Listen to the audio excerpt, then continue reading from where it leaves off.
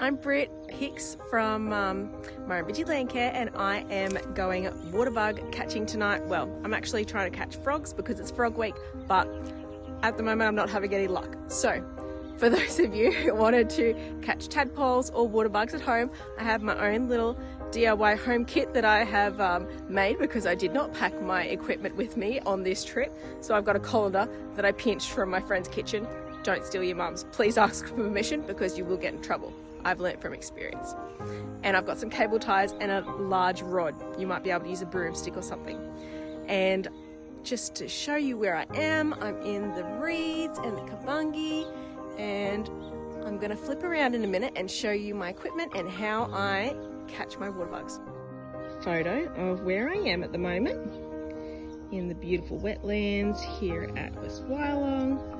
There's lots of willy wagtails and cormorants and welcome swallows under the bridge there. And you have to be very careful because the long grass at the moment, the snakes are starting to come out. Now, here's my bucket. I've scooped up a pile of water so that I can put my bugs in there when I've scooped them.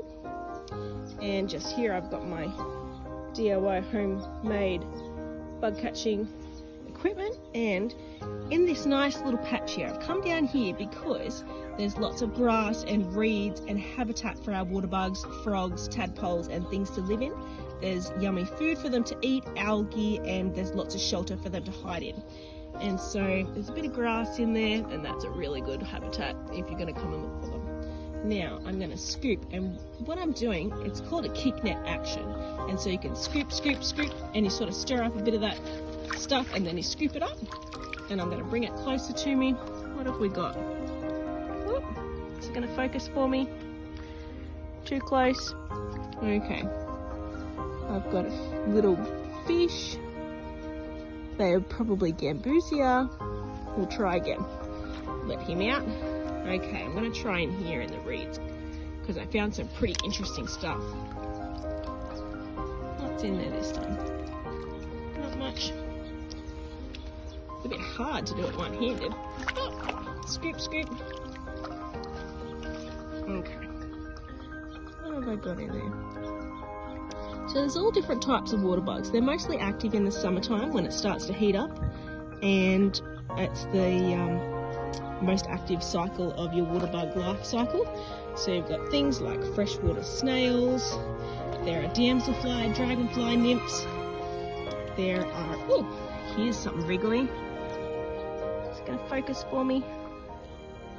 Not really. I might have to switch cameras and, oh, is it gonna focus?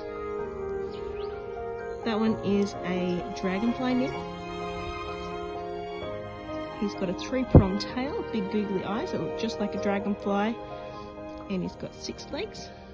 Alright, and if you wanted to keep him, you would scoop him into your bucket to have a look at later under your microscope or in a dish. And so this is a really good way, by doing this kick net, of testing the health of your waterway in about 5 minutes. So different water bugs have different sensitivity ratings. So some are really fussy and they're like toddlers and they'll only eat really healthy stuff and live in the cleanest water. That's talking like salinity, turbidity, pH levels and those kinds of things. So if I catch a certain sensitive water bug, I'm going to know automatically that this has the perfect living conditions for healthy, clean water. And then you go down the scale and you get things like water boatmen. Lots of people have seen water boatmen in their pools or in their farm dams, and they live just about anywhere. You can imagine the chlorine and the chemicals that are in your pool. And then we keep going down, there's things like bloodworms, and those kinds of things have a sensitivity rating of 1. And the more sensitive, they go up to 9s and 10s. Alright, it's not doing a very good job at looking at what's in there. I'm going to head up to the bank and I'm going to tip out some of my water and try and get a better picture for you. And at the end of the video, I might chuck on some photos of some still images of what I find in this little patch here. So let's see how we go. Alrighty, so I'm set up here on the boardwalk with a lovely picturesque evening starting to set in the background. Now, if you've got your bucket, it's really handy if you've got 2 buckets, because we can pour from one bucket into another one, and you can put your sieve or your net on one side and catch the water bugs as they flow into the next bucket, because you still want to keep your water. But I don't have one at the moment, so I'm just going to do a big scoop in there.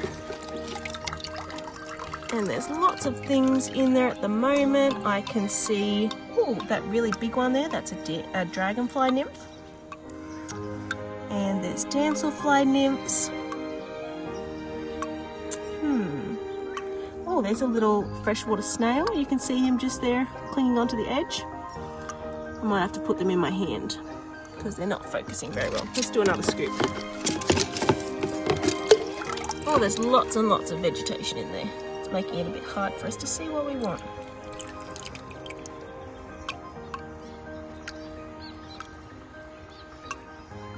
Let's try again. It's looking really good, this sample. There's lots of sensitive bugs, and there's a huge abundance. So one thing is how sensitive things are, another thing is how abundant they are. So I'm just going to pick up this little guy, put him on my hand for you. Oh. That's your nymph there. What else? Oh, there's one crawling just in there. And so what happens in the life cycle of these dragonfly and damselfly nymphs is they lay their eggs in the water, in the grass. They grow from larvae into nymphs, and then once they're ready, they climb up the grass, shed their exoskeleton, and they morph, a bit like a butterfly, into their dragonfly and damselflies. Oh, it's not going to focus. Just in there is a tiny little freshwater snail. I know that I've got something really interesting. I'll see if I can find him again, because I picked up the tiniest yabby I've ever seen in my whole life. It might take me a little while to find him.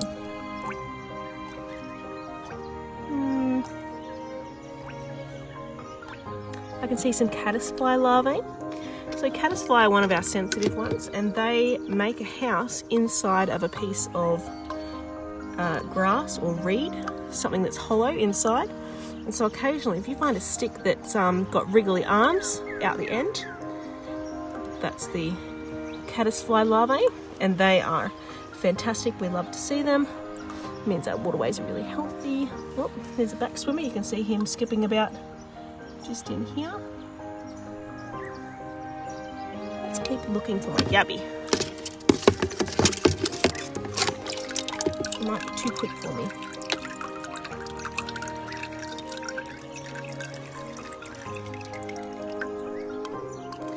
And obviously if I was doing this with a group or with a school, I'd be a bit more prepared, and I would have had like a white dish or a white little bucket, and we would have put some water in there and watched as they wriggled around in the really shallow water. And you can use pipettes or little spoons to try and pick them out and see them a bit closer up. Doesn't look like I'm going to find him. Alright, well that's okay, I'll keep looking, and I'll send you some videos at the... Oh, there he is! He's so cute! Look at his little red snippers. He's a feisty little one. There we go. There you go, mate. Alright, and when we're done with this sample, because I've had a good look and I've already seen what's in there, I'm going to just tip him back in the water and let him go.